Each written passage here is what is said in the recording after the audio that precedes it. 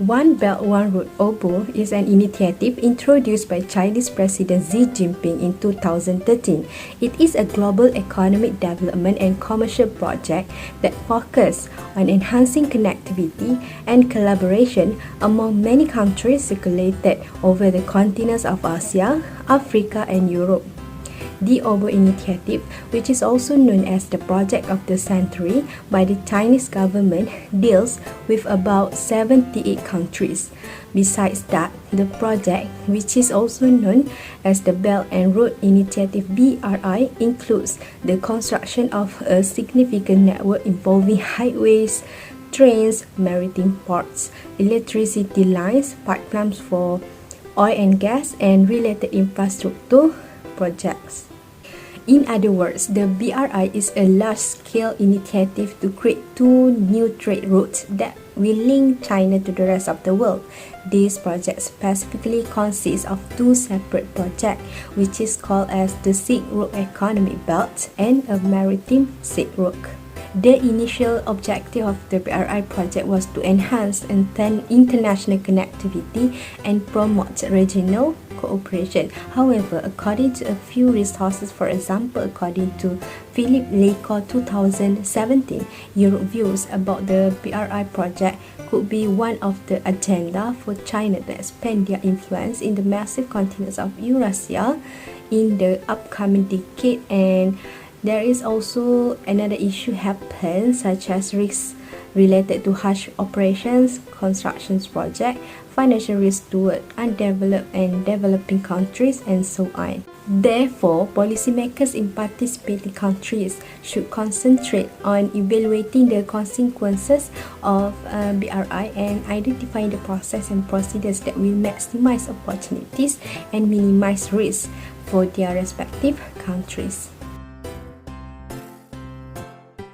As you can see, this is the proposed land, road, and maritime route of the Belt and Road Initiative.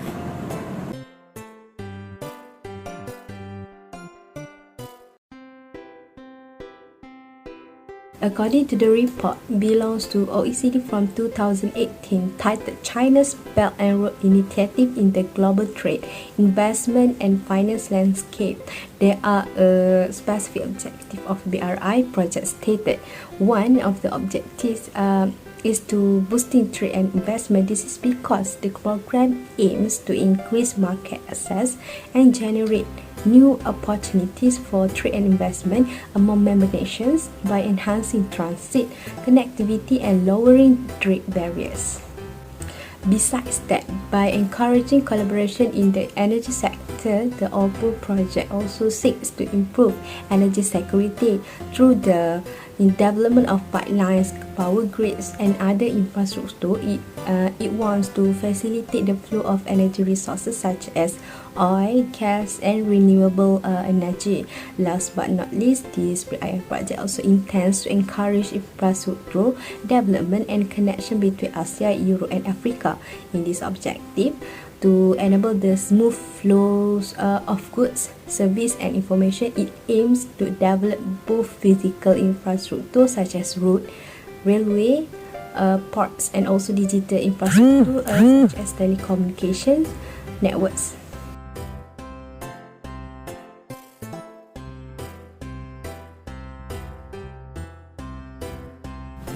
The Silk Road Economic Belt can be defined as the land-based Silk Road Economic Belt. A network of transportation infrastructure such as roads, railroads, pipelines, and other logistical facilities is intended to be established as part of the land-based Silk Road Economic Belt. With the help of all that infrastructure, China will be connected to Central Asia, Russia, and Europe. It aims to boost trade and economic cooperation by improving connectivity and reducing trade barriers. The land-based Silk Road Economic Belt is a significant project that aims to support economic growth and connection among the nations that is passed through. For example, the land-based Silk Road Economic Belt project in Malaysia is the East Coast Rail Link (ECRL) project in Malaysia. As you can see, this is the overall view of East Coast Rail Link ECRL project in Malaysia. The Maritime Silk Road is the other component of the Belt and Road Initiative (BRI), according to the website article titled "Explain the 21st Century Maritime Silk Road from 2021." It stated that similar to the historical maritime trade routes of the old Silk Road, the goal of the Maritime Silk Road is to improve marine connectivity and collaboration between nations in Asia, Africa, and Europe. Maritime Silk Road aims to facilitate marine trade and the development of maritime infrastructure and also cultural interactions between member nations. In order to increase connectivity and increase trade, it requires investing in ports, shipping lanes, logistic centers, and other maritime-related infrastructure. For example, the countries like Malaysia, Sri Lanka, and the Maldives also have participated in infrastructure initiatives related to port development, like the Port City project in Colombo, Sri Lanka, and the growth of the Hambantota port in Sri Lanka. And as you can see, this is the newspaper's clipping about the summarization about the Colombo Port City project in Sri Lanka, which is the infrastructure. The project will include roads, water, electricity, communication facilities, and so on.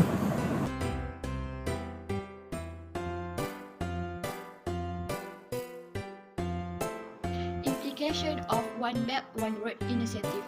Firstly, positive spillover effect on global welfare and poverty. According to a new World Bank Group study on BRI transportation corridor, China Belt and Road Initiative could accelerate economic development and reduce poverty in dozens of developing countries.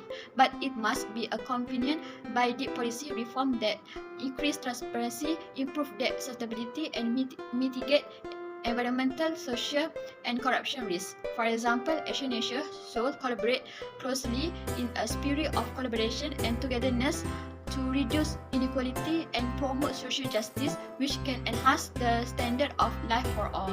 As a result, China has become Asia's most important commercial partner since 2009, and overall trade between the two nations is expected to reach RM 487.1 billion in 2022. This is, for example, from newspaper clipping about the positive implication of One Belt, One Road initiative for Nepal. Secondly is protecting the environment. The Digital Silk Road, which is planned to develop a network for collecting and exchange Earth observation data. For example, MICE, environmental monitoring and policy making across BRI nation. According to Mercator Institute for China Studies, Merich research, the energy sector received more than 2/3 of China's spending on to complete BRI project, more than $50 billion, with more than $20 billion invested to renewable energy project, followed by fossil fuel energy generation project about $50 billion and grid investment about $12 billion. In Figure 1 and Figure 2 analyze 374 BRI projects across 51 countries, which have been identified by the Reconnecting Asia database. Lastly, complete the globalization process. China has clarified the strenuous BRI guideline likely to shape future implementation of BRI project. For example, the political leadership has urged to BRI to transition from vision to action and future BRI project to adhere to green and sustainable development. Furthermore, China SOEs may create infrastructure like Hoyt project work, training, medical and health supply, and community building in a complete manner. Successful completion and implementation of BRI will bring many countries close to each other and provide benefit not only from an economic point of view but also from the social, culture and political point of view.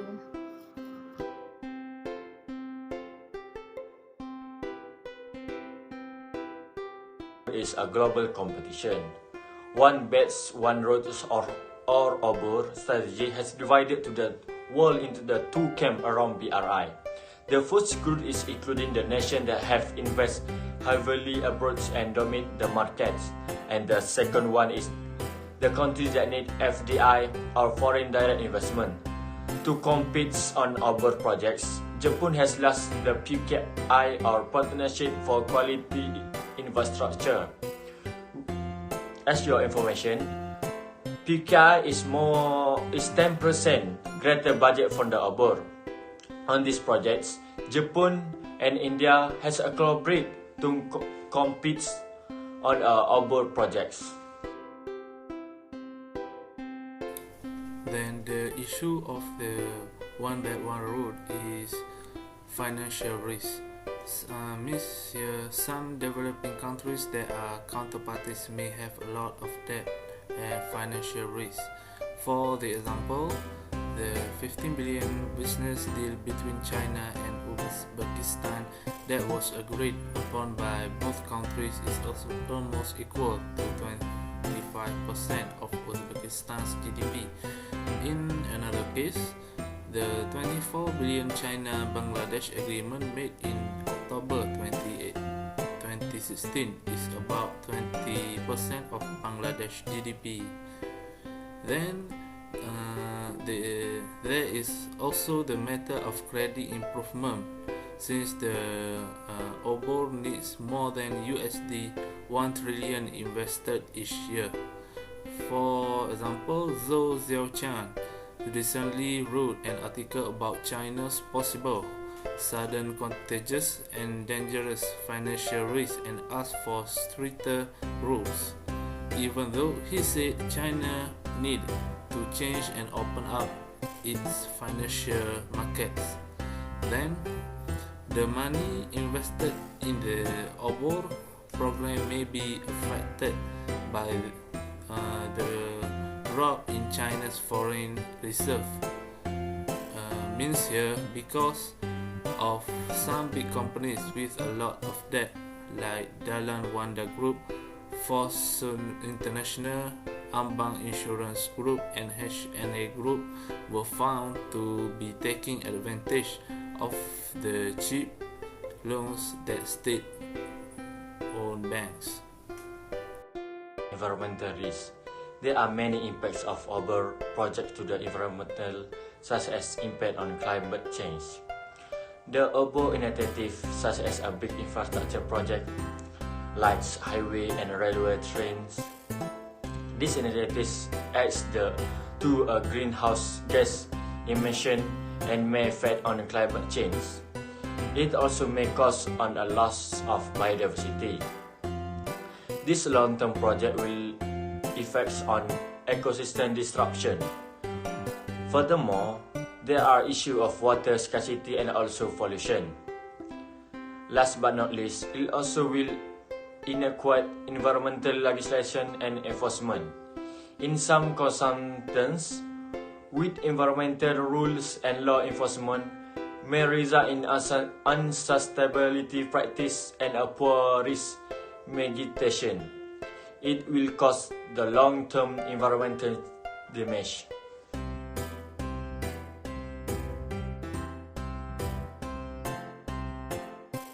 So the recommendation of the One Belt One Road in terms of financial is improving the due diligence method for choosing and evaluating project.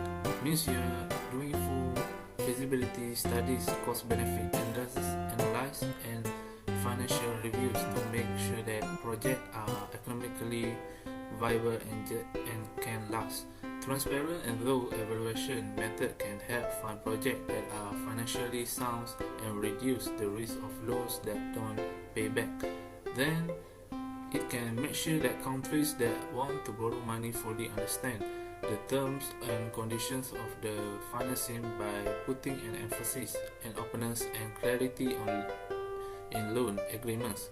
Clear communication about interest rates, schedules for paying back loans, and requirements for collateral can help avoid misunderstandings and make sure that countries that borrow money can make smart choice.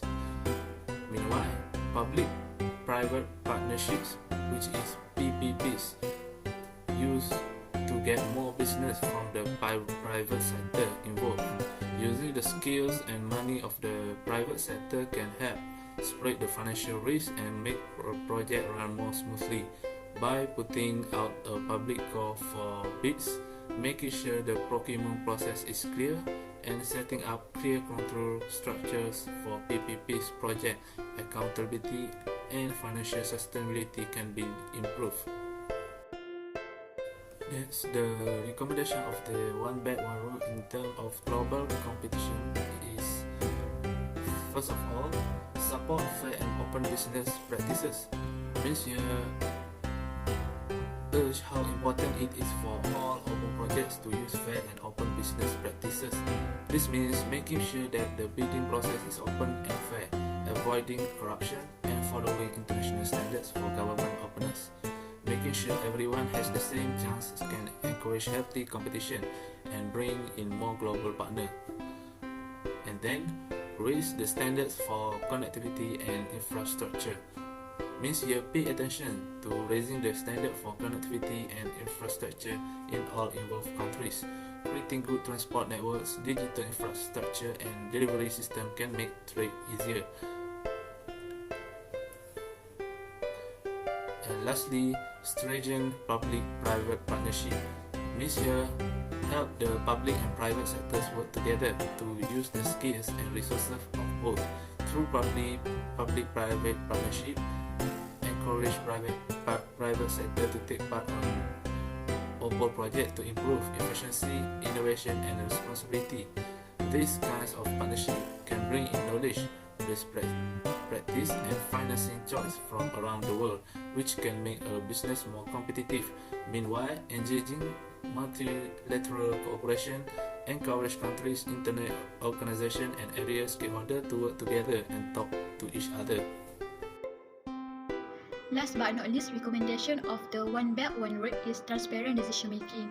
Meeting environmental standards as projects are conceived and implemented may foster community trust and allow investment to become sustainable building block for a growth. This policy can help the Belt and Road Initiative success. The IMF is still well positioned to offer advice in this area, notably through assisting countries in improving their overall public finance management.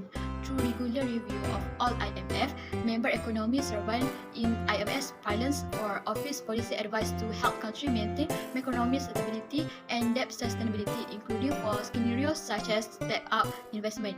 UN Environment has the convening authority to bring together the revised spectrum of stakeholders to engage in safeguard the Belt and Road Initiative long-term viability. With the correct role and safeguard in place, the Belt and Road Initiative has an enormous position to assist nations in reaching the SDG and the 2030 agenda.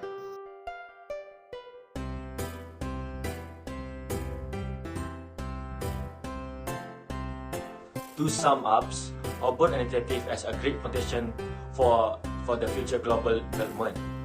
In Malaysia, OBOR projects such as ECRL is helping our country to get a great development and more investment directs to the country in the future. But we must know, OBOR project also will help China become the more power and greatest in the future. OBOR have their own advantages, but OBOR also have their own risks and challenges.